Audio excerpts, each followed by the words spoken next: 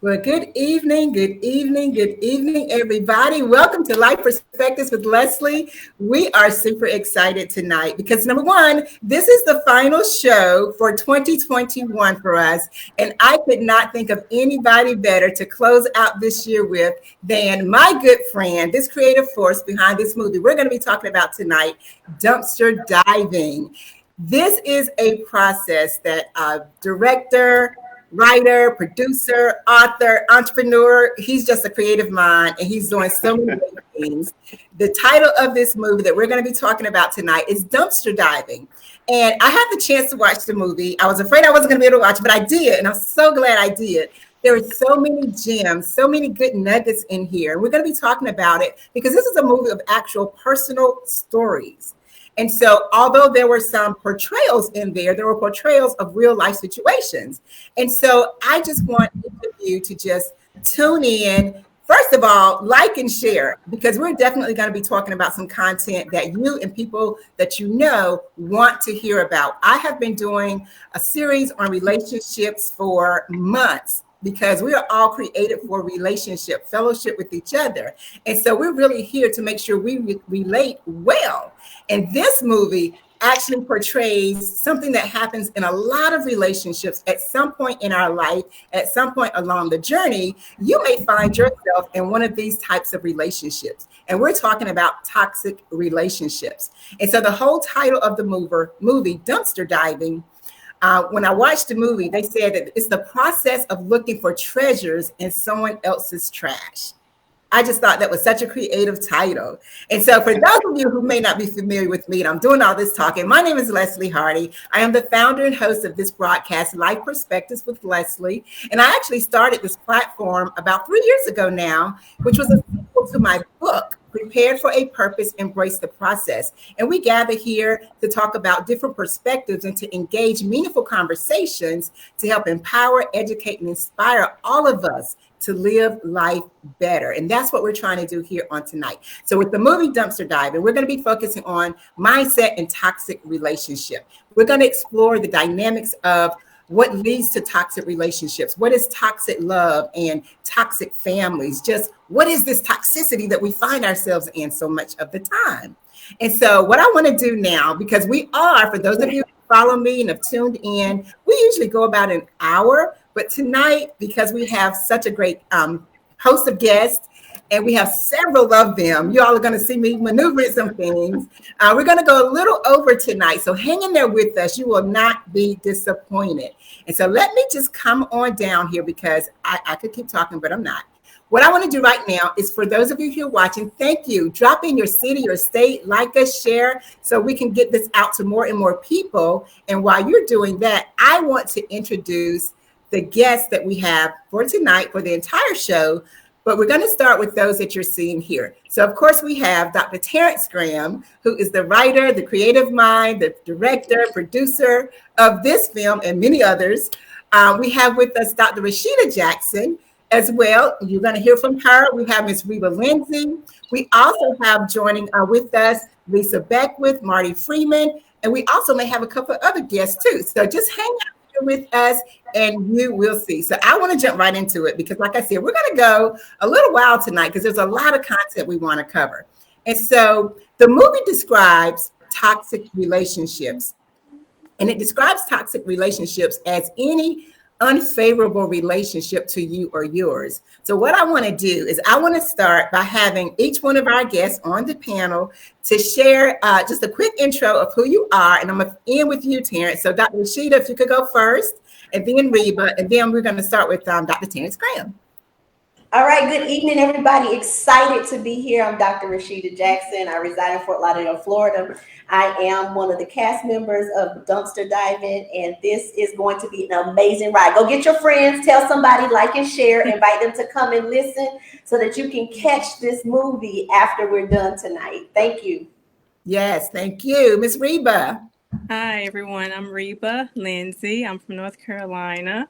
I'm also one of the cast members of Dumpster Diving. Please check out this movie. I see my aunt is logged on and she's watching. So, hey, Scylla, thank you. Please tell the rest of the family to please come on and watch and definitely go and look at Dumpster Diving. Yes, you will not be disappointed. And Dr. Graham, you want to say anything before we get started with you? Leslie, it's always a pleasure being in your essence. I've been knowing you since 2004. You're one of my best friends. We have done this journey together in the therapy world, friendship world, entertainment world now, making movies together. I appreciate your platform and thank God for having me tonight. Thank you so much. You're right. We have known each other since 2004, and it has been a pleasure. It has been a journey. You've given me the privilege to be in one of your other productions called The Cycle. It was so much fun. I look forward to being in other future productions as well. And so we're going to get started. So I have some questions for you because just knowing you over the years and seeing how you have just progressed and how you're just creative, you've authored books, you've done all kinds of things, as well as being a licensed therapist. And so you're able to approach your projects from all these different angles. So one of the things I wanted to do is by asking you, what inspired you to make this particular project Dumpster Diving? Great question, Leslie. My children are getting older. Well, my children are adults now. They're adults, and they ask a lot of questions. They ask a lot of questions about relationships. They ask questions about the relationship with their mother. As they get older, they continue asking. So I was like, let me make a film explaining in my own way about what happened, what could have happened, what should have happened, and be therapeutic about it. And let the film be a teaching tool so they won't travel the same paths as their mother and I. So I think me being creative and a lot, and my son William, he's in the film as well. So Williams is in the movie. So when you see when you saw his testimony, it shared a little bit about his mother and our relationship. And you know what? I thought that was so powerful. I mean, I really applaud all of the cast for your transparency, your vulnerability, letting us peek into your worlds. Terrence, I've been knowing you for a minute, so I was like, okay. So I really, really do applaud, just William and yourself sharing and letting us see a little bit more about your own personal family, because it takes a lot. It takes a lot to let the public see into your private life. And, you have a very public image and platform. And so that did take a lot of courage. And I applaud you for that. And so, like I said, knowing you over the years, you've done a lot in terms of just serving and putting out these projects in the community, not just our community, but across states. And so I wanted to ask you, do you feel like being a creative person that you have some responsibility to kind of give back in that way, to tell the stories of our communities, the communities? Yes. I feel like if I can't give back monetarily, because I'm not wealthy, so I feel like how can I give back in other ways? And one way is using people from the community, like Dr. Rashida Jackson, using people that I grew up with, people from the community, people has been successful coming out of the community, and allow them to share their stories. Dr. Jackson, she go in detail, but she wrote a book. Dr. Jackson and I had never met personally until we started filming, but we grew up in the same neighborhoods and we knew some of the same people, went to the same high school. So when she wrote this book, I said, okay, I can utilize her to enhance my story and also to give her, enhance her platform as well, and still bring light to Duplin County and other areas. I've done many films about Duplin County and people from Duplin County and put a spotlight on these small communities. They're great people that come out of these small communities, and they have a lot of stories to share. I mean, we can go on and on and on, but one thing I can say that the community has rallied around me and give me a lot of support. So I feel that, yes, I am obligated to do certain things for my community. And telling their stories is one of those things. Well, you've done an excellent job doing just that. And it's giving people like me an opportunity to meet more people, like you said, that you're connected with. And that's a beautiful thing. That's a beautiful thing about it. So I wanted to ask you, I want to transition to this. Why did you choose cast. Why did you choose the particular cast that you have for the show? And obviously, we couldn't get everybody on. This is only a handful of the people that are, showcased on the film in the movie. But why did you choose your particular cast for this particular project? Well, starting with Dr. Rashida Jackson, she's an author. She's a pastor. She's an entrepreneur. Um, she's an entertainer, and I follow her, and I love her energy. So, and when I went to Florida to film her, I said, whatever I do moving forward, Dr. Rashida Jackson has to be a part of it, because she was just giving me energy. And when, I'm energetic, some people say maybe hyper even, but not really. Yeah. But Rashida Jackson met my energy. And I was like, you know what? I like her. And she articulates so well, and she brought light to that film. And the film began with Rashida and ended with Rashida. That's how well she was. Reba, school counselor. Reba and I went to grad school at North Carolina A&T State University. And Reba and we've been talking about working together on these type of projects ever since we was kids. Young adults in grad school. She thought I was crazy because I had the same energy, same passion. Back then, my earphones going out. Hold on. Can you hear Yes, me? we can hear you. Okay.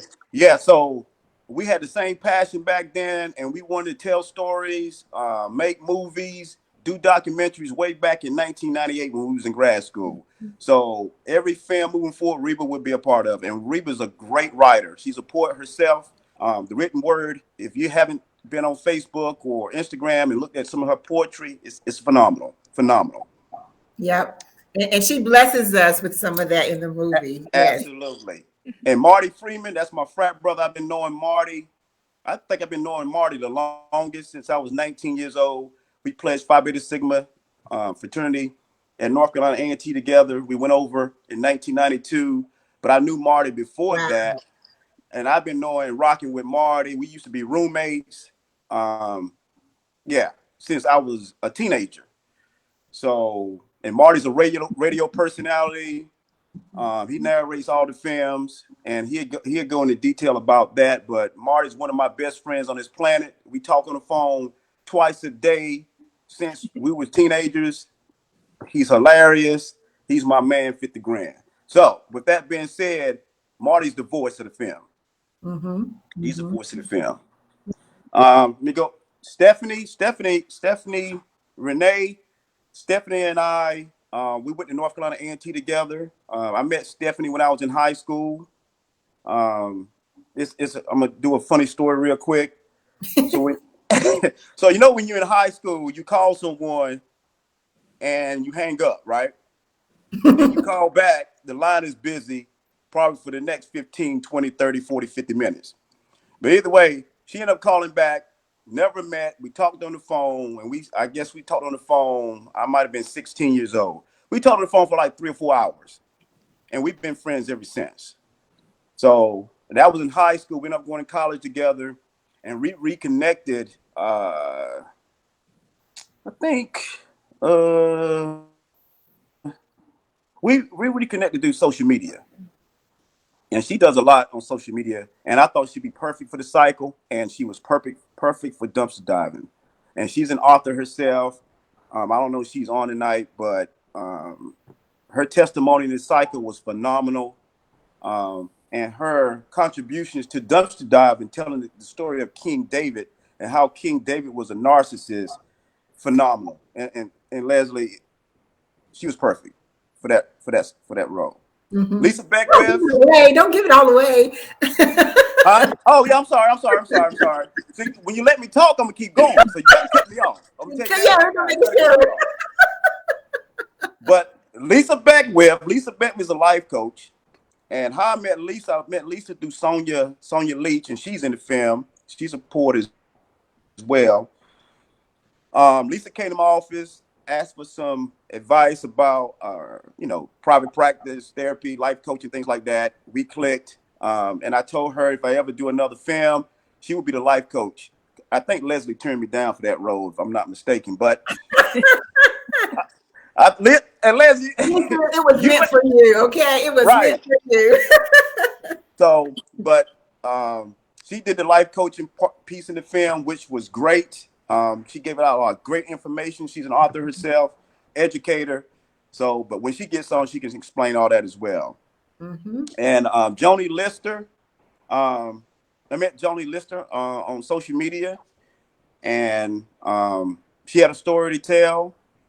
And I asked her to watch the cycle and get a feel how I do my documentaries, and that I was not a creep and I wasn't, being inappropriate or anything like that. I wanted to, share her story to the public, because Mm-hmm. again, everyone has a story, but it's when other people are impacted by your story, that's the most fulfilling part of it.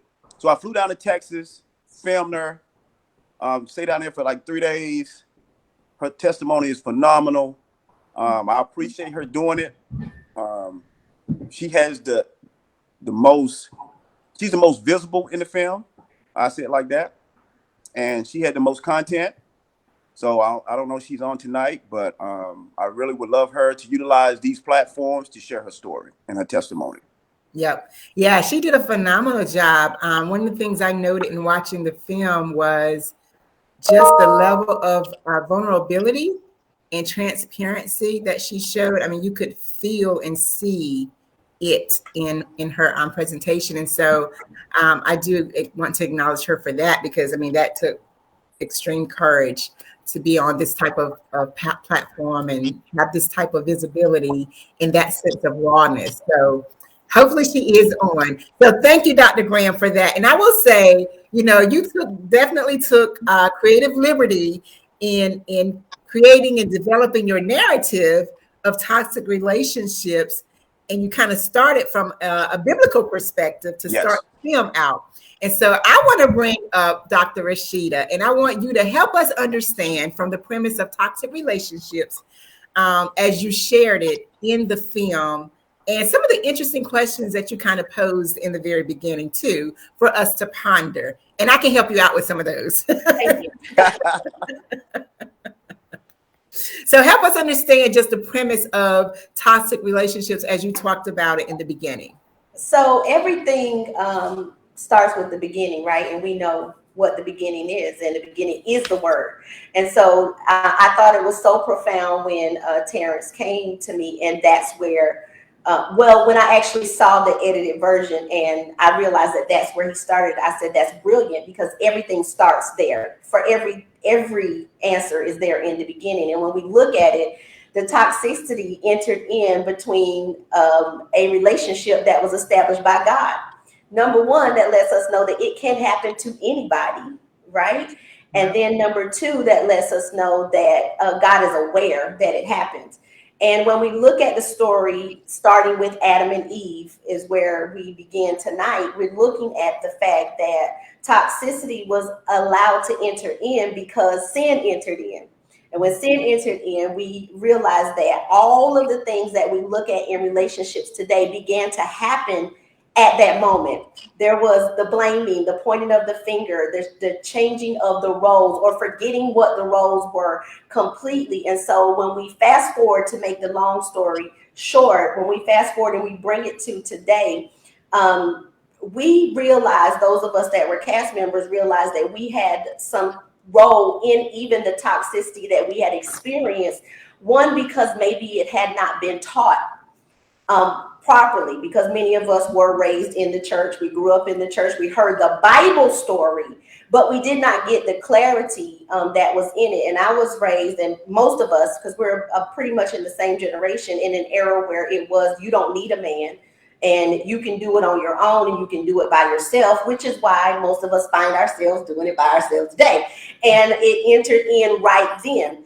The biggest thing about that, and not to take anything away from the power of the woman, is when God assigned them, he put them there. The Bible says that he gave them dominion. He intended for them to reign together, right? To have dominion together. But when any one person steps outside of what is ordained, toxicity enters in, because now I no longer see you the way that I saw you yesterday, because something has changed about the dynamic of our relationship. So that's how dumpster diving actually opened up, and it really caused even myself to take a reflection on my own life and say, wow, just the simple fact that I was raised in a certain type of environment with a single parent, and my father being absent from the home, the things that needed to be understood about relationships was not taught. It was not taught. And so I think that dumpster diving opens up a clear lane for the communication that we need to have with our children today, opening them up and making sure that they understand where they were going. And that was another profound thing. I think Terrence is brilliant, first of all. Him bringing his son into the dynamic also played a part in how I now communicate with my adult children and my teenagers, letting them know, what they can do and where they are going and the power they have by just accepting who God says they are. There's nothing wrong with roles. They were established in the beginning. Mm-hmm. Absolutely. And I know and any of you can comment, as we're talking along. I just want to get your different perspectives kind of out there. So as we develop the conversation, we can all just kind of exchange. One of the things you said earlier on, Dr. Rashida, is you talked about how quickly your mindset can shift. And that is so true, because as you just pointed out, and one of the things that I've said along the way too, is every experience we have informs and influences the very next experience we have. It shapes how we see a thing. And so, your mindset is developed from all of your various experiences that you have throughout life. And to your point, as we're talking about relationships and specifically toxic relationships, it starts somewhere. It starts somewhere, and getting to the root of it. We're going to kind of go through all of that as we go through the show tonight, but getting to the root of, why am I in a toxic relationship, identifying it, and then understanding, okay, I don't have to live this way. I can choose to do something different. And one of the other points you pointed out was, how do we allow outside influences to influence us, impact us, shape our decision making? Right.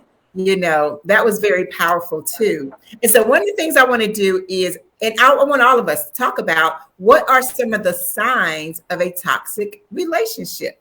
Because we're talking about it, but some people may not know they're in a toxic relationship. So what are some identifiers that people would know, hey, this might be me they're talking about, because sometimes when you're in something, it's hard for you to see. That whole saying, you can't see the forest for the trees. Right. And so I thought that was brilliant the way you did that, Dr. Graham, how you actually listed in the movie, you identified for people so that they could identify themselves. You identified what some of these signs and symptoms were so that they could self-identify, hey, this might be me. Because, when you're in something for so long, it can become your norm. Absolutely. It becomes your norm. And you don't realize this isn't normal. This isn't healthy, because you've gotten accustomed to it. And so, one of the things I thought would be helpful for us to do is just talk about, what are some of those signs of an unhealthy relationship, a toxic relationship? And any of us can just kind of jump in here. I'm going to do the first one. You're not allowed to grow and change. Okay. Yeah. Now, I'm just going to use me for example. I was young, so I didn't know what I was doing. I didn't know how to be I've never been a father. I had a father, and I try to model after him. But when I was in it, and I was young, I still lived in the city I went to college in. I thought that was the first mistake. I lived in Greensboro. I went to North Carolina A&T, so there was a lot of influences there. Mm-hmm. However, I was still as ambitious as I am now back then. I don't think that was cool or acceptable. And Reba, you can jump in, and you knew me back then. I was a go-getter, and that's a turn off to certain people or some people. They don't understand why you want to do so much. Just sit still, be a family. But you probably intimidated a lot of people. No. What I mean by it, I don't mean that intentionally. I mean when people can't see the greatness in themselves, it intimidates them when someone else can see it and they walk in it like you do. You know the greatness in you. And so you don't have a problem walking in that. But when you're around people who cannot identify that for themselves, then you can intimidate people. And it's not intentional. It just means that you bring out their insecurities. That's what I mean. You bring out their insecurities. It's nothing you're doing intentionally. You're just being you. You're just being you. We all have great, right? And so, and that's why somebody has to say, and I forget who it is, but when we all choose to show up in our authenticity, in our own greatness, we really shine light and give other people the permission to do the same thing. And one of the things you all talked about in the movie was, especially amongst women, how we are sometimes socialized to be, what people call catty. We're backstabbing, we compare, we compete. We do a lot of things that aren't healthy and they don't foster good relationships, even amongst each other, And so that's the kind of thing I'm talking about when I say, other people may be intimidated by the greatness within, all of you, but it's not because of anything you're intentionally doing. You're just being who you are. Just being who I am. I agree. And Reba, we're going to bring you on up because I had the pleasure of working with you before too. And like Dr. Graham said, you have a brilliant mind. And I had you on my show before too. I love the way that you are such a creative. You have a quiet, meek soul, but you're powerful, and you're powerful in your meekness. And that's wonderful. And so you had the opportunity and you blessed us in the film with one of your original pieces. And so share with us your perspective of the movie and how you contributed to this project. Well, first I want to say, Terrence, you were intimidating, but like Leslie said, in the best way, because I had never met or experienced anyone or anything like Terrence Graham. But as you said, Leslie, because he exuded all this greatness, he brought that out in me. So I will forever be in debt and love him for that. Because like you said, in my quietness, in my meekness, he was like, no, you have a voice, use it. And he kept pushing and pushing. And I'm so glad and thankful to you, Terrence, for doing that and seeing that in me. Dumpster diving, I think, just like Dr. Rashida talked about and Terrence talked about, these are just life things that we all endure. And not a lot of us, especially, I would say us as minorities, we don't like to talk about certain things. We like to keep a lot of things hidden. And I'm so thankful for the cast and like you said about Joni and her transparency, because it's about letting people see you're not by yourself.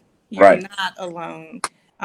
Someone else is going through this or has gone through this, and they've come out on the other side, so you can recognize when things are unhealthy, and not just with other people, but unhealthy within yourself, so that you can begin to make changes and change those hazardous routines and patterns so that you can have a healthy relationship, number one, with yourself, and then have healthy relationships with other people as well.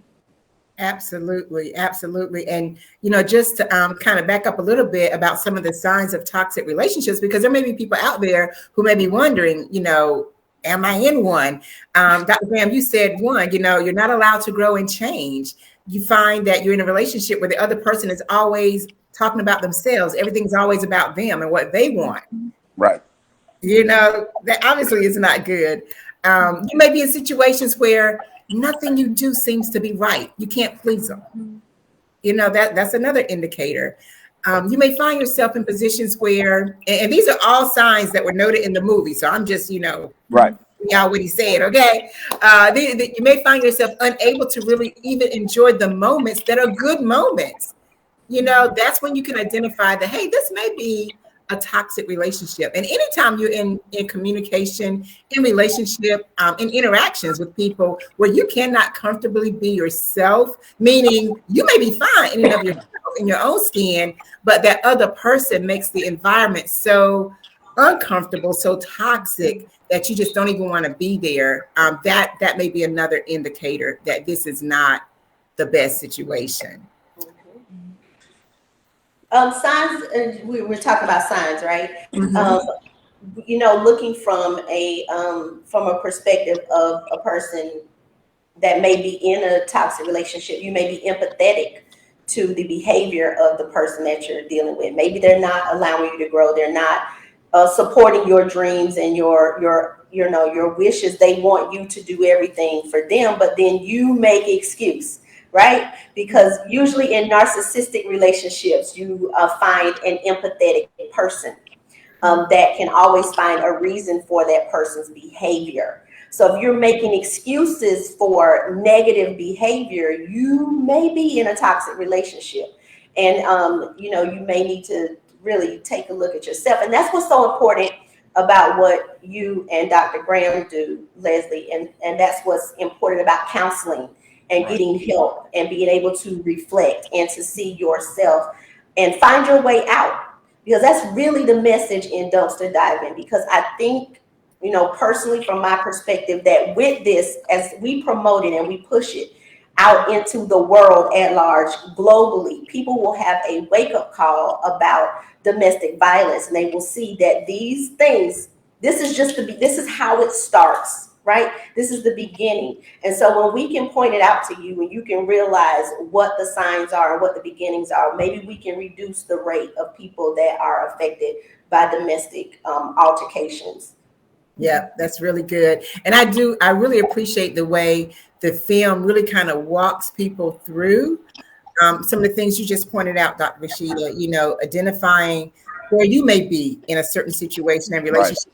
And all of these relationships aren't necessarily romantic, intimate relationships. You can have familiar relationships with family members, with coworkers, with friends. With so bosses.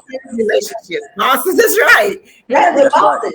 Can be. Absolutely. People are afraid to quit their jobs because they're afraid of, what the boss will think or what they will say, not knowing that they don't have that type of power. So you're absolutely right, Leslie. Yep, that's really good. Okay, so like I said, guys, we have a lot of people we're trying to get on the stage tonight. So we're going to be just kind of, mixing this up a little bit. And so what I'm about to do now is I'm about to bring up Mr. Marty Freeman, and we're going to bring up Mrs. Joni Lister. And so I'm going to let Reba go backstage, and I am going to let Rashida go backstage. Thank you, all y'all helping the sister out. Okay. All righty. Let's see here. Marty Freeman. Mr. Marty. I'm here. All right. Let me put you on. Okay. So you're on, but I can hear you live and direct. We can hear you, but we cannot see you. Here we I go. can see him. Okay. All right. Good. I can see me. Okay. You can see him. I can't see him, but that's okay. Uh-oh. Boom. How about that? What corner am I in? There we go. You know what? You can keep talking. Can you see him? I can see Marty. Yeah, I see him. Okay. I can't see him on my side, but that's okay. What's the whole Hollywood Squares? Exactly, right? Exactly. What I wanted to say is, Joni, I'm bringing you up too. Joni, can you see and hear us? Joni, can you hear us? Okay, so let me see if we can get her back. Lisa, I'm going to bring you up. How about that? Y'all hang in here with us. This is a little different today. What's up, Lisa? Hey, hello. Hey. Okay, so we have everybody on. Can everybody hear us and see us? Hey. Marty, I wanted to start with you. Because I wanted you to share your experience working on the project and your own personal experiences that made this an impactful project for you. Because you are the voice. You are the voice on the movie. And tell the people a little bit about you and what you do so they understand why you're the voice. Yeah, that's what they tell me. Say it again. What'd you say? Thank you. Yeah. Thank you. I can't take all the credit. I can't take the credit. I got to give it to mom and dad. Their DNA was able to produce this melodious voice. Well, we thank mom and dad for their contribution. So share Yes. with us, Marty, just So, how-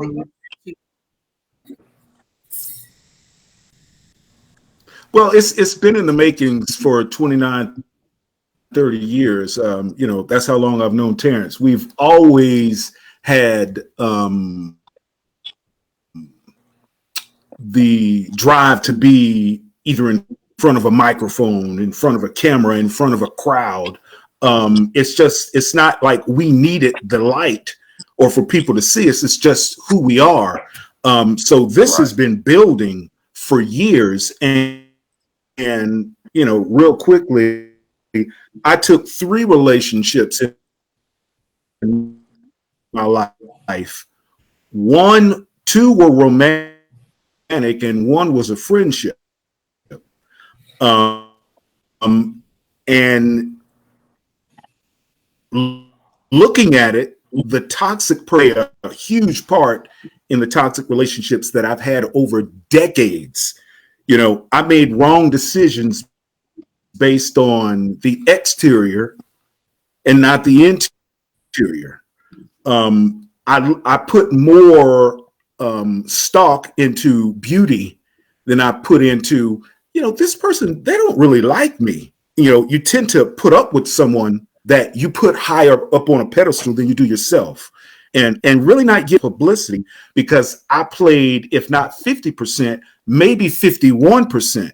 And you don't get the healing to yourself until you can look at yourself and say, you know what, man, you ain't right. You know, you're manipulative when you can be, and that's not good. And stop looking at the situation of what can this person do for me, and look at that more of how did I play up into this it could be. And the relationship something was a divorce. Mhm.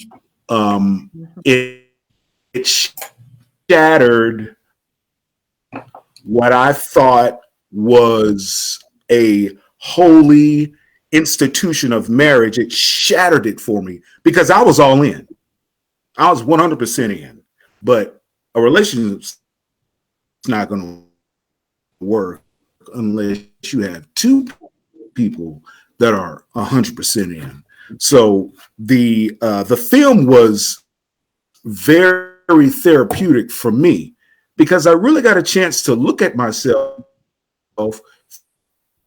through some of the statements that I was reading. I'm not going to say I'm a narcissist, but when you can probably see 1 or 2, and that's anyone. Yeah. And They you know what? can probably see 1 or 2 things that, you know, fits the bill for yourself. And it was eye-opening, extremely eye-opening. But probably the biggest turnaround for me, Leslie, was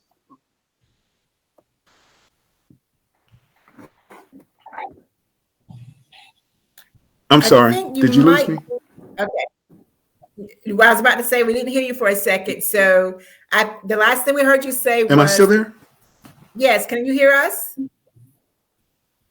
Can you hear us? Hello? Hey. I think you might need to go out and come back in, Marty. If you can hear me.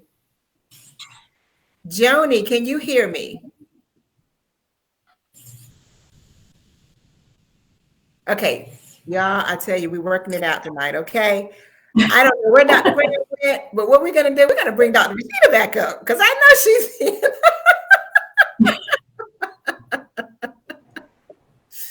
Look. Oh, wow. Well, Marty did an amazing job, and I know Lisa's on stage too, so I won't, start talking too much. But I think it is.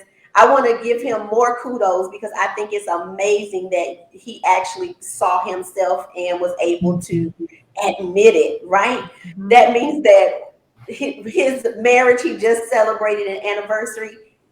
He has grown, when you can realize that your part in a toxic relationship, and then you can come full circle, get on a public stage and admit it. he definitely deserves kudos for that, because most people cannot admit their place or their role in it. And that goes back to my opening statements in the film and here with you tonight. It started in the garden, right? Mhm. Literally, God is talking to Adam, and Adam is responding, it was this woman you gave me. You know, it was her. Not taking responsibility for his role in what had happened. So that's my 2 cents. I'm glad to be back on stage. No. You're good. You're good.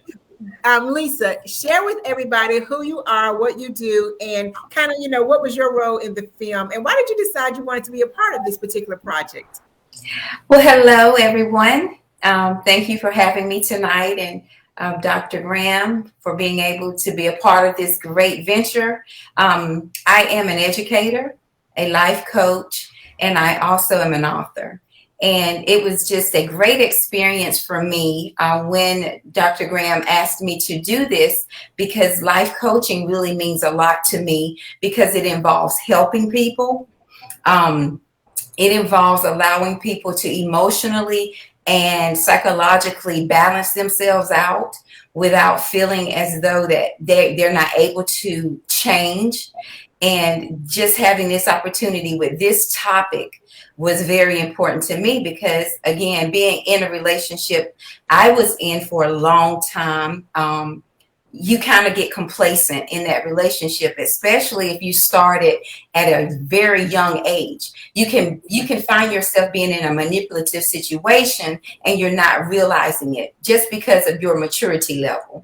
So when the topic of dumpster diving, came on, I was like, wow, that's a really strong way to analyze a relationship. And I think that most relationships are very harmful because that's a learned behavior. So as a life coach, my goal is to help identify the problem that you're having.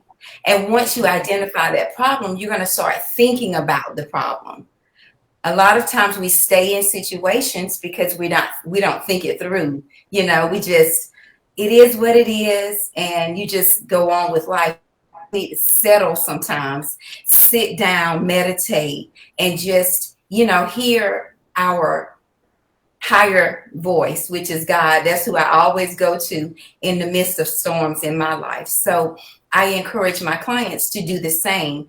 And what we do is attack people, but we really need to focus on the problem, attack the problem, because when you can identify that problem, that person becomes minute, because that is what the word tells us. We wrestle not against flesh and blood, but we find ourselves constantly wrestling with one another. So in the tips that I like to share with my clients is to just be active listeners and have an open mind when you're discussing the problem and whatever you're going through. So that way you can be able to, again, think about it and see how and what you need to change. And in that process, I was thinking about the other cast when they were speaking. You have to learn to be respectful. I think the person who just left identified himself very strongly, as Dr. Rashida was stating. And that takes maturity and growth. But it also takes respecting someone else's feelings. And a lot of times toxic or in a toxic situation, we don't consider the other person's feelings. It's just all about me, all I feel, all about what I want. So these are the tips that I definitely like to encourage and give.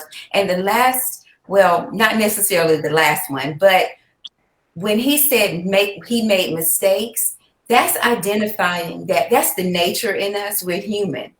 But being able to own it, you're ready to come out of that situation. You're ready to set yourself free, and you're ready to set the other person free. So once we do that, we release the enemy from within and the enemy, outwardly as well, because we're finding ways to stop this evil from happening to us and through us. Because a lot of times, you know, it's reciprocated, it's happening through us as well. And we, again, don't identify that. So in this film, it was very crafty, and it was very articulated to understand, yes, it's a topic that happens, but look at all these different angles and how it happens and where it starts. So yeah. So those were my strengths in like helping to understand why you need to get out of a toxic relationship. Not necessarily that you're hating someone, but you're learning to love yourself. Right. Yeah. Yeah. And so you just said something that I wanted to talk about, and that is the why, like why and how we get in it. And so one of the things that the film brought out was, you know, toxic masculinity and toxic families. And so I want to just kind of put out there, you know, how do adults who are in toxic families, toxic relationships impact the children? Because we know that behavior is learned, right? And so that's why it's so important that we're able to identify if and when we're in those toxic relationships, because we're modeling for our children. And so, you know, you all talked about in the film too, you know, signs of a toxic family. And I'm sure we could like rattle them down, right? Signs of a toxic family and, you know, signs of toxic love. I want us to talk about that a little bit. Can we talk about that? Just, you know, like toxic love, because a lot of what people identify as love is not what God intended as love, right? It's not love in its purest form, you know, and it can come across in different ways. But if that's what someone has grown up knowing and identifying as love, that's love to them. And so let's talk about that a little bit, you know, identifying what's healthy and toxic. Yeah, human love automatically have a toxic channel to me, because it's consumed with what you're wanting. You know, it's totally opposite of the type of love God tells us to love. He tells us to love in a purifying way. Natural love is really about that person's desires. And when we fall in love, are we falling in love with the person or what we're wanting that person to be for us, and what we're seeing or what we're hoping to see through someone, you know, someone else in relationships? I always say love doesn't hurt. You know, it does not have a intentional hurt. And a lot of times our love do hurt, and we have to identify it so that we can stop being loved like that and receiving love like that. Okay, so that's a good point, and that is so true. And so when you are in a family that is toxic and that's your norm, like what are some of the things, Dr. Rashida, jump on in here too. What are some of the things that we can do? Or maybe we're on the outside looking in. Maybe we're on the outside. Maybe we're a family member who's not toxic, but we can see the toxicity within the family. How can we help identify those things so that we can begin the journey to come out? Because if you don't acknowledge it and make it, and it's not, you're not aware of it, you're not going to be able to change it. Well, it goes into, and I got to go here, it goes into what his previous film was about, cycles. Right. When you are able to, and I wasn't in that film, but I could completely identify. No shots taken, Terrence. But when you can it's only when you can identify it can you change it, right? And so I'll give you an example. My grandmother never, ever, ever, ever, ever saw her cry. Never. About anything, not a death, not a life, anything. And that was, and understand that that's toxic, number one. But she also had a problem saying, I love you. And I was that child.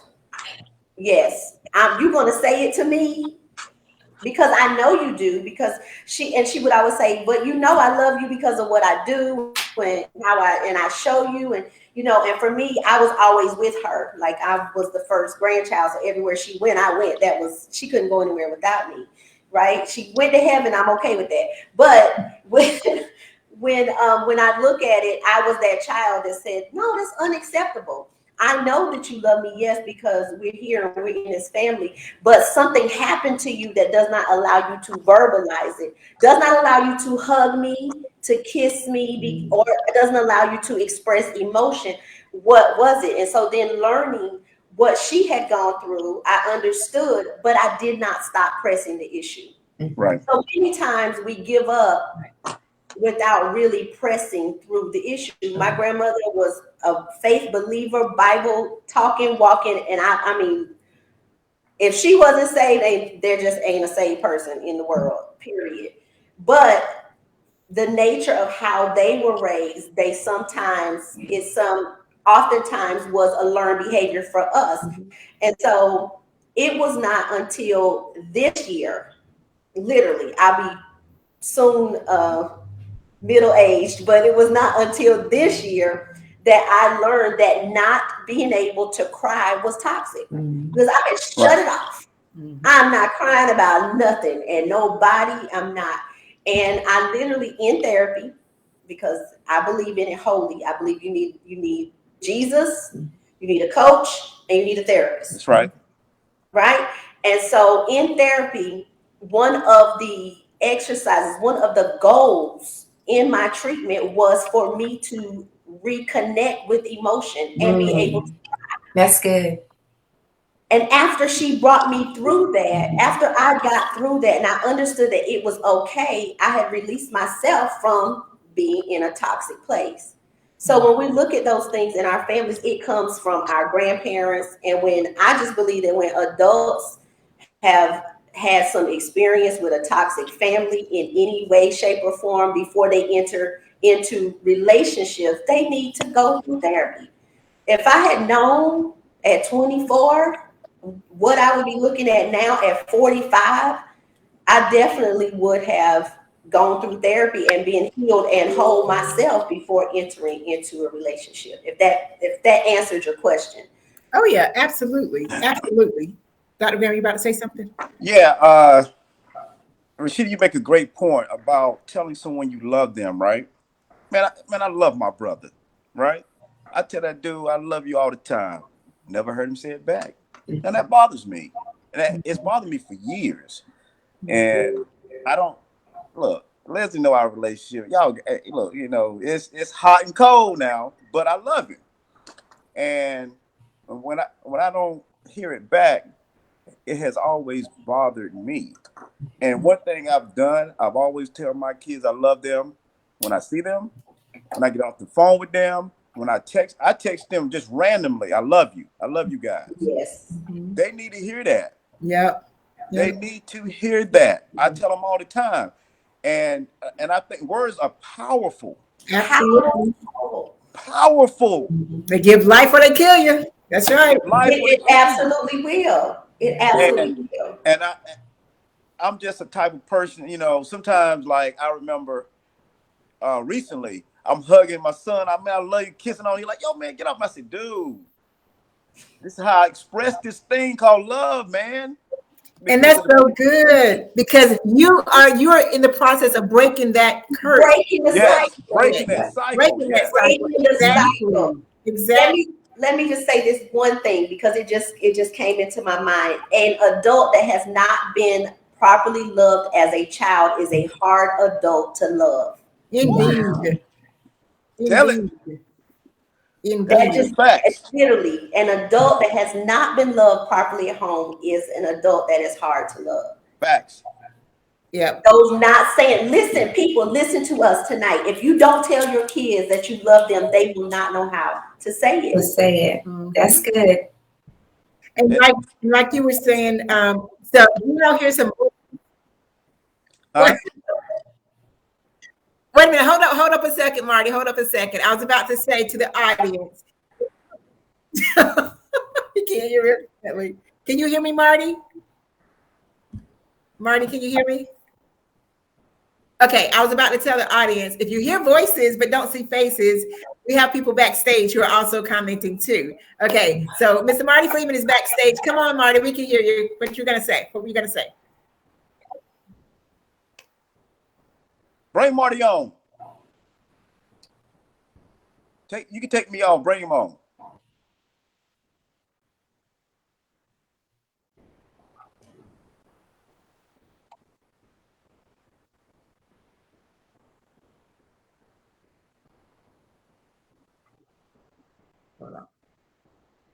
Yeah, I don't know if the audience can hear him because we can't. I ever heard him Joni's tell waiting too, me. Leslie.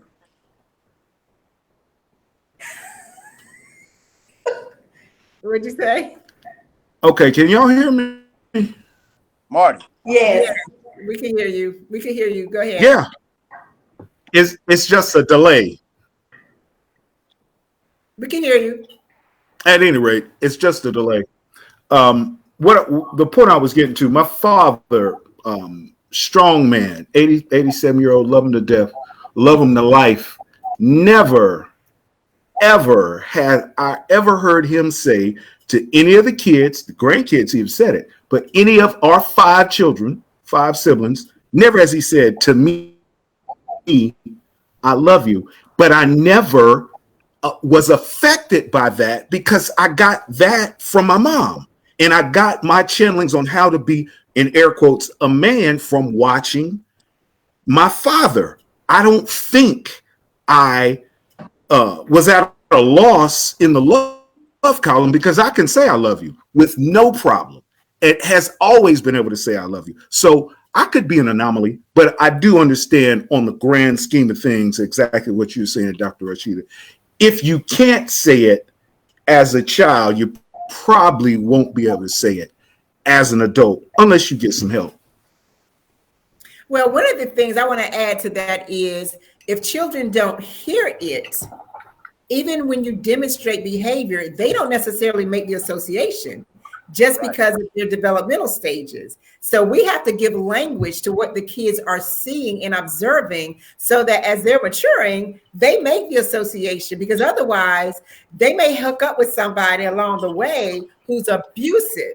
And if that person describes abusive behavior as love, oh, no doubt, how they grow to know what love is. And so it is important that we identify verbally what love really is and like in a healthy way so that they make that connection and they don't end up in these dysfunctional, unhealthy relationships looking for love in the wrong ways, in the wrong places. And so one of my I have 3. I'm sorry. Go ahead, Marty. I was going to say I have 3 beautiful daughters, and when someone outside of me tells them that they love them, it's not going to be something that's going to make their heart go flutter because it's not the first time that they heard it. They'll probably say, so we make a point, not just to our daughters, but to our sons. We love you, and we want you to be able to understand the difference between when we tell you that we love you, then some jackleg or whomever out in the street tells you that they love you. It's not a big thing. Absolutely. That's exactly right. And I think when you don't hear it, and then that first time that person says, "Oh, I love you. Oh, you make me feel so special," and I'm a victim of it. You know, you buy into it, and love and light, 4-letter words. Anybody can say them. You got to be able to show it. It's like Houdini said, one love, one love. One love. You're lucky just to have just one love. Okay, we're going to see if we can get Miss Joni on stage. Let's get Joni on. All right, Marty, I'm going to put you backstage, but you can still engage the conversation. Miss Joni, we're going to bring you up. All right. Yes. Yay! Hey. Hi, Joni. For joining us, Miss Joni. You look beautiful. Thank you. Thank you. Technical issue there, but tell everybody who you are and what was your contribution to the film. I want to just start by saying, I'm not sure if you were backstage when I said this before, but I had an opportunity to watch the film, and I was so moved by your vulnerability and your transparency. I could just really see it on you, the way you just brought it forth in real time, in real life on the film. And so I just applaud you for just allowing us to see into you like that. Thank you. Thank you. So as she said, my name is Johnny, and my contribution to the film was my experience of pretty much a 30-plus year marriage in a toxic relationship where I actually bore 2 children in the relationship. I'd been with he's my ex. I'd been with him since I was 16, and we had a daughter before my 17th birthday, and it just kind of went downhill from there. He didn't really start to show who he was until I got pregnant, and it was an experience that I'll never forget. But I'll have to say that it has shaped who I am today. Mm-hmm. It made me more determined to accomplish certain things. And I can say that even though I did suffer a lot emotionally at his hands, it also made me a stronger person as a result of it. Absolutely. Absolutely. And I know even before I saw the film and I was talking to Dr. Graham and he was sharing with me the various cast members and whatnot, he just had so much to say about you. And so when I saw you on screen, I was like, wow, I can tell you're a great woman of strength, a great woman of strength and courage. Thank you. Absolutely. Absolutely. And so let's talk about, let's talk a little bit about the healing process, right? Mm-hmm. And this is for everybody to join in. One of the things we've already acknowledged is we have to acknowledge, number one, that we're in a toxic relationship. We have to be able to identify that, right, so that we can then begin to assess how to get out. And so, Dr. Rashida, you said something earlier about domestic violence. And we know that statistically, women in particular, and we know that men can be in domestic violence situations as well, but women in particular, statistics has shown that when they try to get out, that is when they are at the highest risk of possibly having physical harm, if not death, right? And so that's why I just wanted to qualify that, yes, I do support everybody getting out of unhealthy, toxic relationships, but you do need to be strategic. Right, it's a process. It's definitely a process. Be strategic about it. So we're not saying just get up and go, And one of the things I wanted to point out, and you all pointed this out too in the film, Dr. Graham, is it's really important to enlist the help and support of professionals, your family, your friends, to help you make a plan, to help you devise a plan to transition out of that. What else do you all want to add to that in terms of, what are some things that we can do to get out of these toxic relationships and continue our journey of healing? Well, I'll start. It's almost like walking out of a door without turning your back.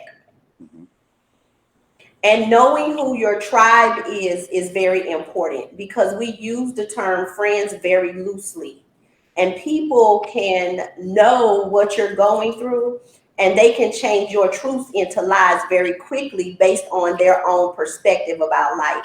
So we have to be very, very, very careful. It is literally like walking out of a door. If you've ever walked out of a door backwards, right? To pull that door shut without turning your back, because turning your back could mean your life, right? Right. And so with that, knowing who your tribe is important, and bringing that tribe together in one place to discuss that plan. How are we going to exit? Because now when you enlist people to help you, it becomes we, not I, because now they're involved in your relationship. So I just wanted to say that part to bring warning to heed, make sure that you are sure about who your tribe is, because not being sure can bring additional danger. The how is that communication, strategically making a plan, sitting with those people, talking with them, bringing them to the same space. Even your professional, right, should be able to have communication with your tribe to ensure that you're safe. And that is that's so very important. And one of my relationships, my marriage was 15 years. And with that relationship, I had a tribe when it was time to go. And when it was time to go, I mean, I alerted them on Monday. By Saturday, I was gone. Gone. Completely gone, just gone. And when you are strategic about it, you have a plan, you have the right people on the bus, you can leave and you can leave safely. So be very, very, very careful about that. But please enlist the help of professionals and people that sincerely love you and will protect you at all costs. And I would even add that it probably would be helpful for someone to engage therapy even before they're really ready to leave, because you're going to have all kinds of triggers coming up where you're going to feel guilty. You may feel like you shouldn't do it. I mean, all kinds of things may happen. And so having a professional that can help you process some of that even before you're ready to make the physical transition, I think can be very helpful, because you know what to do with those feelings that are going to come up, because chances are this is somebody you love. This is somebody you love, and it's hard. And it's literally why you've stayed so long, because you've gone through those things. Oh, I got to stay because I got to raise these children. Right. You know, for me, I'm going to stay for the children. I'm going to stay for the church. I'm going to stay for what people are going to say. I'm going to stay because I don't want anyone else to tell me I'm going to be like my mother, you know, who's been married multiple times. I'm going to stay because I'm going to break a cycle, when not realizing that cycle was already broken simply because of what I had already established and decided to do. So that is exactly why people stay, Leslie, because they don't enlist the help of a professional. And the other thing is that when it's so hard because they don't know where to go and they don't have the proper resources. They have the friends saying it wouldn't be me, or I wouldn't do that if I was you. And then the whole time, you know, they don't have confidence. And it's really this thing doesn't have an economic price tag attached to it. It's women in all levels of life that are having these conversations with themselves, that need people like you and Dr. Terrence. They need stories like Miss Johnny's, like myself, like Lisa and Reba. They need to hear Marty, you know, talk about it. You know, they need to hear it. And that's why this film is so vitally important, because they don't know and they don't have the resources. We stay because we don't have professional help. Yeah. Right. And that's why the film is important, because it gives you steps. Like in the film, we talk about 10 steps to end a relationship. Step out of denial. So that's the first thing. Acknowledge there is a problem, stepping out of denial, and keeping a journal of their emotions. And Leslie, you and I talk about journaling all the time in therapy. Get that notebook and write down what's wrong. What's wrong with you? What's wrong with him? What's wrong with them? What's wrong with everything wrong in that relationship? Write those things down and then reflect back and look at those things and say, wait a minute, I can't believe I allow him to do this, or I can't believe I allow her to do this to me.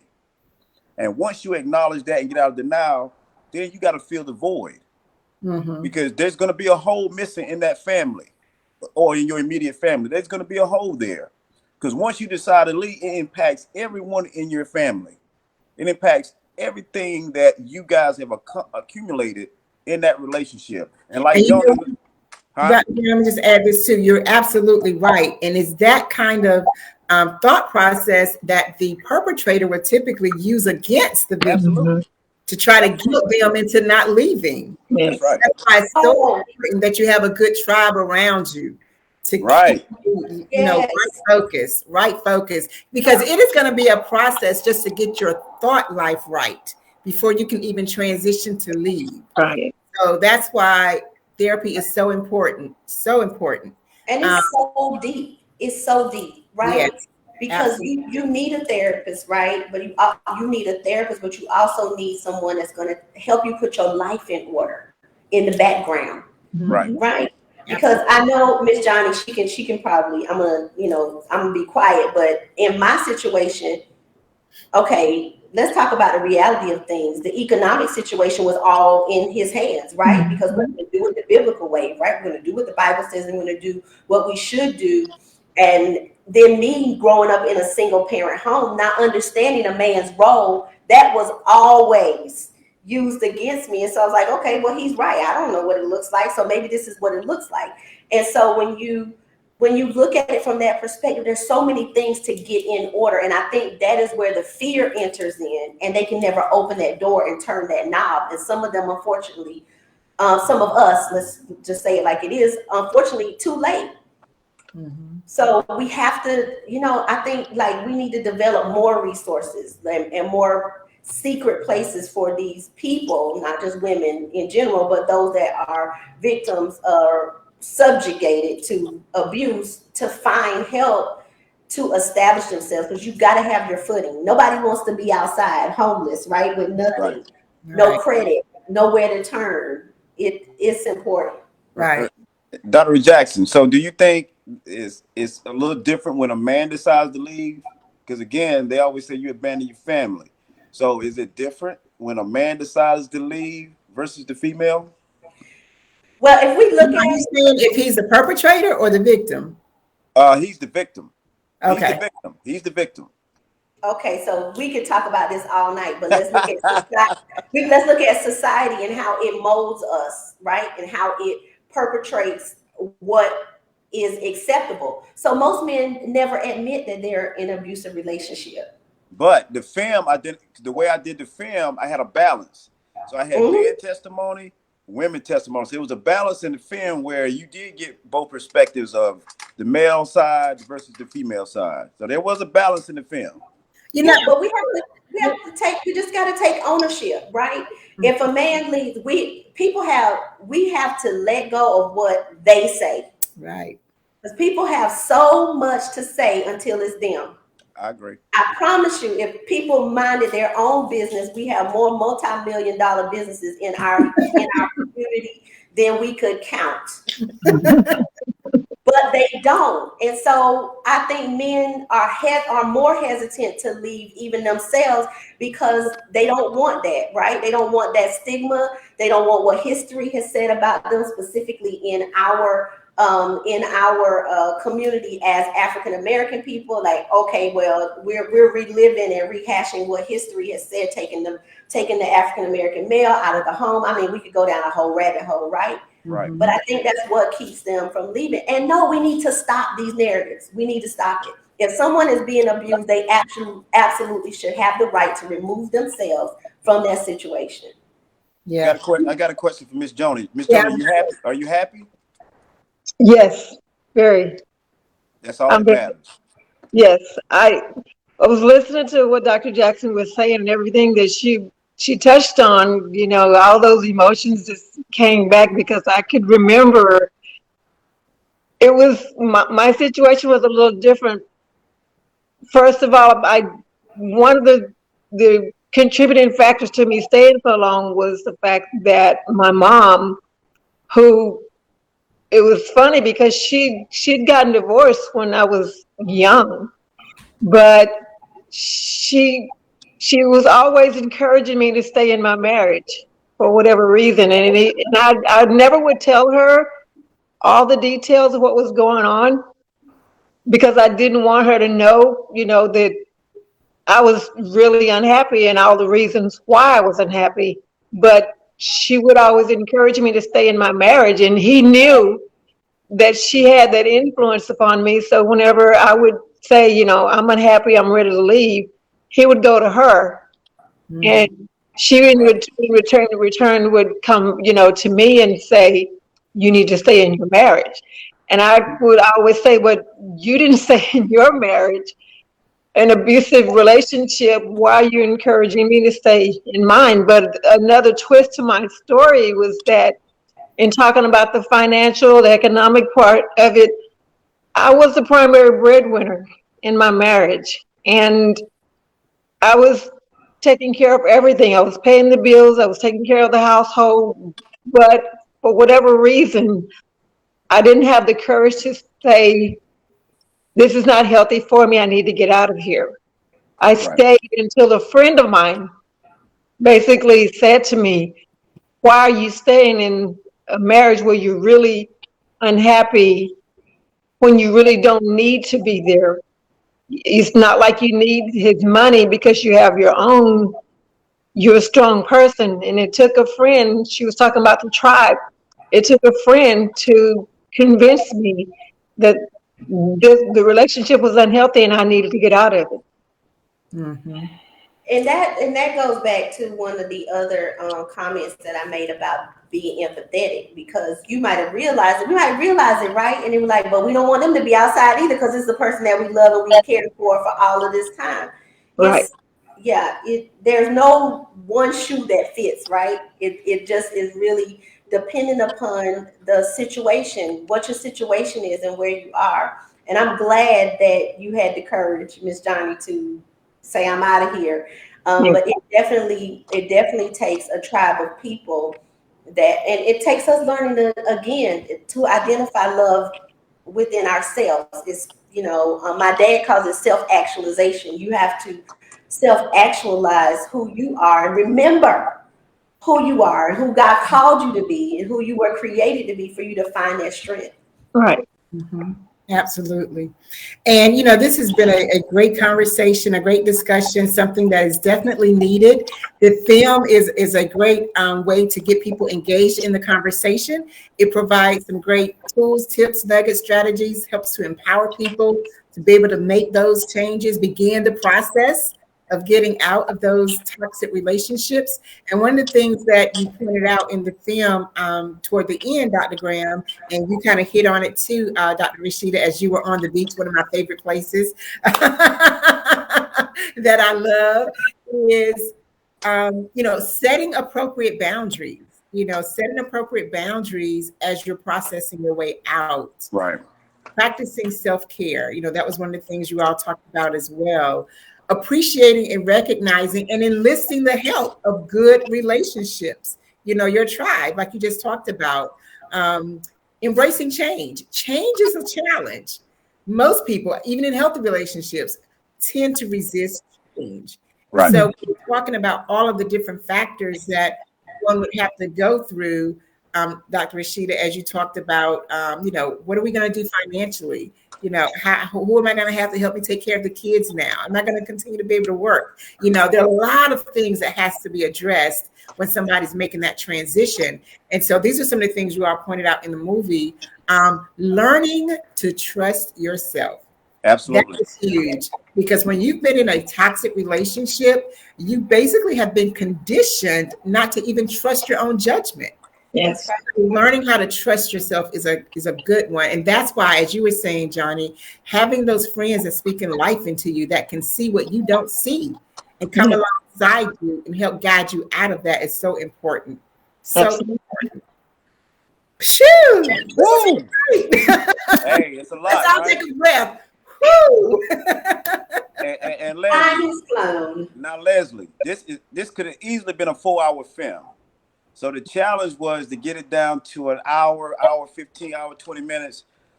That was the challenge, because the stories, like Johnny's story, Dr. Jackson didn't even get into the meat of her stuff. So yeah, it could have been a 4-hour film easily, but I thought, and the challenge for me was, how can I shorten it and still have an impactful film? You did an excellent job doing what you did in an hour and 15 minutes. I mean, you offered some great content. Everybody's stories were just powerful. They were so relatable, in different aspects. Having these voices on tonight and letting us just, put the voices and the faces together with the characters. I mean, we know these are real stories.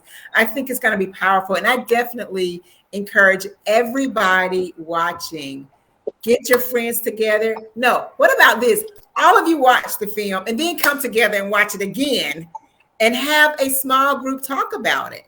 Begin to expose these things that we've hidden for so long. We hide in secrecy, and that's what the enemy wants, is to isolate and keep us quiet. But when we all start giving voice to the realities that people are living, that's where your power comes. And so this film definitely does a great job of empowering people to make change. So we are definitely, we're running out of time, but I want to give everyone, so hang out, everyone, share with us how we can follow you. If you have something going on, if you have books, anything that you want us to know so that we can know how to stay in touch with you. So as we go through, I'm going to rotate people back on stage so they can share. So Dr. Rashida, do you want to go first? And then Johnny, you can go. Dr. Graham, I'm going to leave you on, and then I'll bring up the other cast members. Okay. Right, that's fine. I'm Dr. Rashida Jackson. You can find me on all social media platforms, Rashida Jackson. I have a private Facebook group for singles called Kingdom Connections, and that's connections with the K. I do coach, but I only coach a specific niche of people, and that is divorced people, people going through divorce. You cannot be thinking about it. You must be already engaged.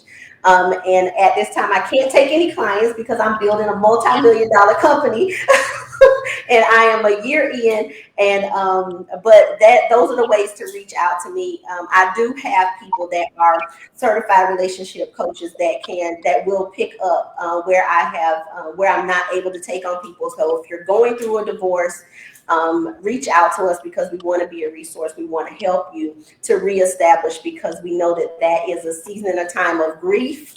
And it's also a time when you are unsure, and the possibility of being left without anything is not an option.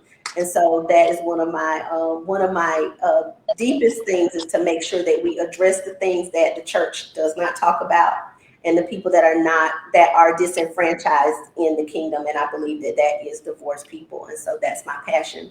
So I look forward to connecting with all of you. Thank you, Leslie, for having me. Thank you, Dr. Graham, for the opportunity. I totally appreciate you. And to all of you that have watched tonight, I love you with the love of Christ. Be good and be safe. Thank you so much for sharing on the platform tonight. We appreciate you. All right, Miss Johnny.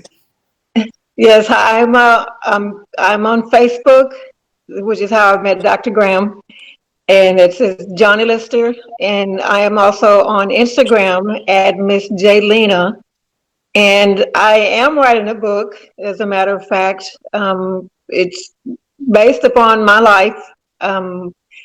It's thanks to Dr. Graham, I've been encouraged to put effort into it. I was hoping to have done it to release by the time his film was released, but unfortunately, there's been some obstacles in the last year, COVID being one of them. And so my story's still being written, and hopefully I'll get it completed and published soon. Absolutely. Thank you so much for being here. Again, fabulous jobs, ladies. Your contribution to the film. Continue to share. Okay, I'm going to let you all go as I bring up Mr. Marty and Miss Lisa.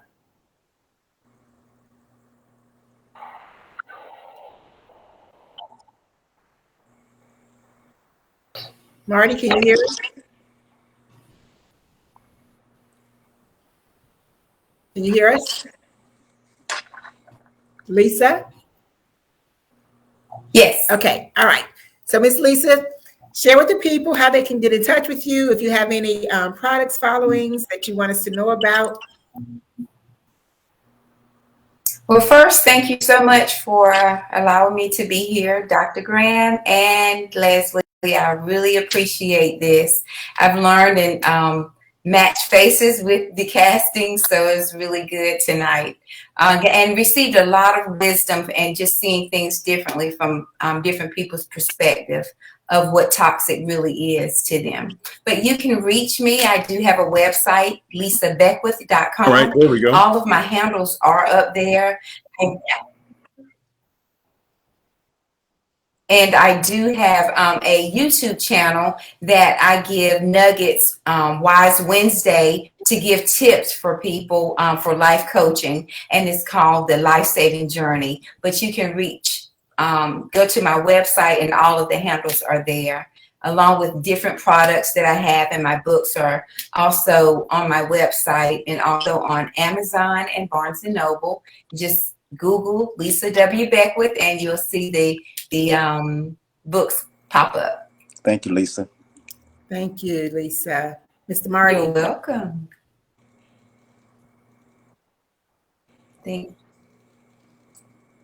Marty, I don't think we can hear you.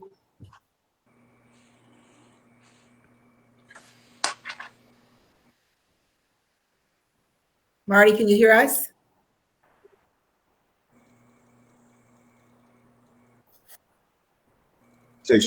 You can. Okay, we can hear you. Keep talking. I think we can hear you. I can hear you. Can you hear me We now? can hear you. Hello. Yes. Yes, we can hear you. Okay. Yeah. Well, because of COVID, because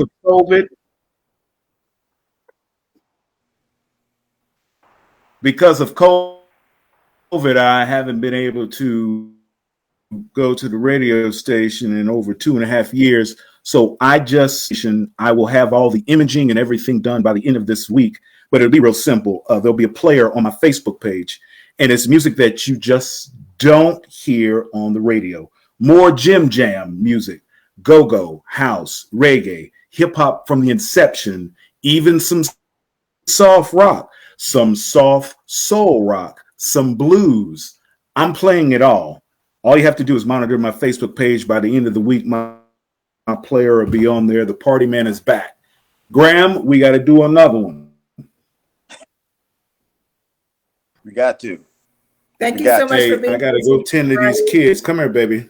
Get your 2 minutes of get your 2 minutes. Camera. There we go. Hey, sweetie. Hey, cutie.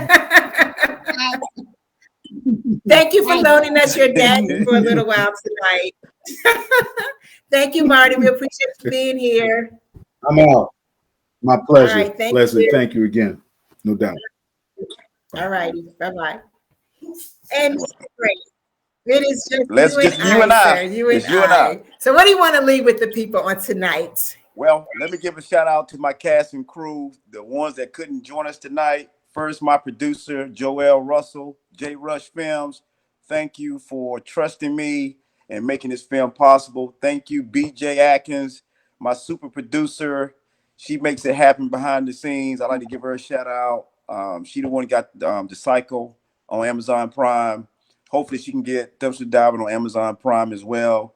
She is great at what she does. So I'm gonna give a shout out, of course, Reba Lindsay, Kim Avery, Miss Joni Lister, Stephanie Renee. She had internet problems tonight. She couldn't join us. My man, Michael Earl Pearsall. Thanks again, my man. Mr. William McKee. He was in The Cycle as well. Thank you for doing an excellent job in Dumpster Diving. D-Lynn Jackson. Thank you for the contribution. Tawana Wiggins. I appreciate you. Lisa Beckwith. Outstanding job. Sonia Ha. Thank you for the poetry. Dawn Austin. Thank you for narrating the film along with Marty.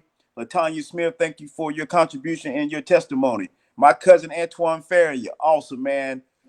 He might have been the best one in the film, but hey, that's just up to me. Antoine, we're going to do a show together. Leslie, Antoine is a great dude. Get him on your show. James Turner, you know James Turner, the therapist. Outstanding job. I appreciate you trusting me in this project. Dr. Rashida Jackson, awesome as always. D Blunt, what can you say? D Blunt is the trailer. So she sets the trailer off. She sets the stage for the beginning of the film, going to the hotel. And then Carlton Pickett, he is the eye candy of the film. He's the movie poster. He is all that. Carlton, thank you. Thank you for sharing your talents with us. Man, I appreciate it, man. Again, we was in the gym one day and I said, yo, Carlton, you got to be the movie poster, man. You got to do the movie poster. He agreed. Thank you very much. Daryl Washington, you know Daryl or Darielle. Is it Darielle now? Darielle. Darielle Washington. Hey man, you're a superstar, man. Thank you. Brother Steve Pittman, awesome. Third film, keep doing your thing, man. Marty Freeman, the narrator, the DJ, good job. Nigel Jones, appreciate you sharing your story. My cousin Jermaine Jones, awesome, man. Thank you for the 2 minutes of funk you gave me. Dr. Aisha Jackson, hey, I wish you could have been with us tonight, but you be on the next show. Riri, Mrs. Self-Care, the author.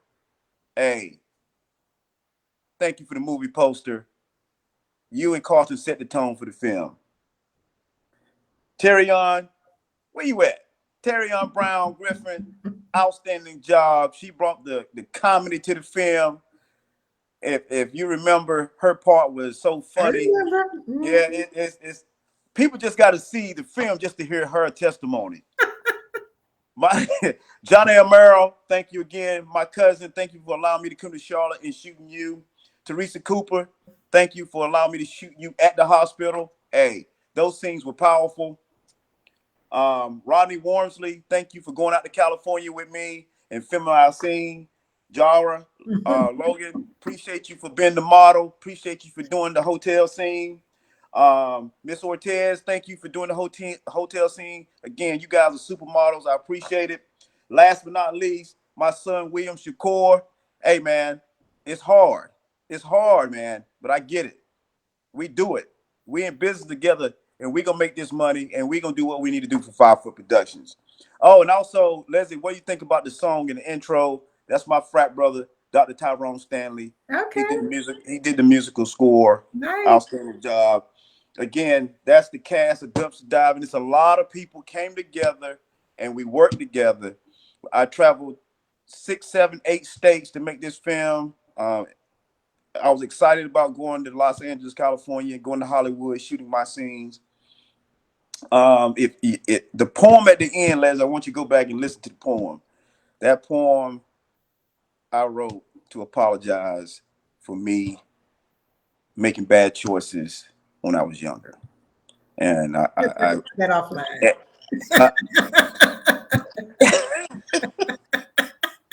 Hey, like I said, I need people to support this film. Now, you know, this is my 6th film.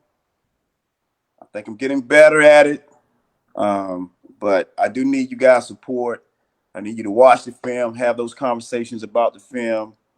I need you to share, repost about Dumpster Diving. The film was supposed to come out last year because of the pandemic, but I released it on Vimeo On Demand, so you can watch it for now on Vimeo On Demand. We're working to get it on Amazon Prime, but it might take a while. But please show your love, show your support, share, like, follow me on Instagram, 5 Foot Productions, or Terrence Graham, or follow me on Facebook, Terrence Graham with 5 Foot Productions. And again, Les, it's always a pleasure being around you. You're great. You're the next, who you want to be? The next Leslie Hardy? Hey, everybody, this is a great platform, everyone out there in TV land, internet land, Facebook land, Instagram land. This is a great platform because Leslie is a therapist and she's a great host as well. She's very knowledgeable and she can make those changes in your life, but also put you on a platform where you can be great. And I appreciate her sharing her platform with me. I appreciate her watching the film and giving great feedback on the film. That means everything to me, Leslie. That means everything. Yeah. So I love that means supporting everything. good work and my friends. Absolutely. Yes. Thank you for being here because you know you aren't always the easiest person to get on. We Hey, I love that camera. So I appreciate you making the time and coordinating with all of your cast to be here on tonight. Continue to do what you do and continue to be a servant leader and to really give good quality back to the community. We appreciate you. You are getting better and better and better and better and better and better and better and better with each one. So yeah, don't stop. I mean, you know, your creative space right now, you know, you wanted to move forward on the bigger screen with film. You started out, you know, writing books, and that's how I knew you were some of your first books. And I'm just super proud and privileged and honored to know you and to call you friend for real. Yes, it's like I said, since 2004, we came a long way. Yep, absolutely. Here. And have so much further to go. So much absolutely. To go. And like I said, whenever it's time to work again. So, like I said, as soon as everything pick back up, we back at it. You pick the camera up, and we're gonna make some history. We're gonna make some history. Yes, we are. Yes, we are. Thank you again for being here, and to the audience, my family. Thank you all for always showing up and supporting us, giving your feedback, engaging the conversations. It means a lot. It makes the conversation that much more rich. This has been 3 years. This is the last show for this year, 2021, but we're not going anywhere. We're coming back even better and stronger, more impactful in 2022. And so we are going to be taking a little hiatus to kind of plan and get some things in place for 2022, but we will be popping back in and dropping nuggets, not the full show, but dropping nuggets here and there. So please stay tuned for what we have coming. I can't wait. God is moving. He's doing some great things.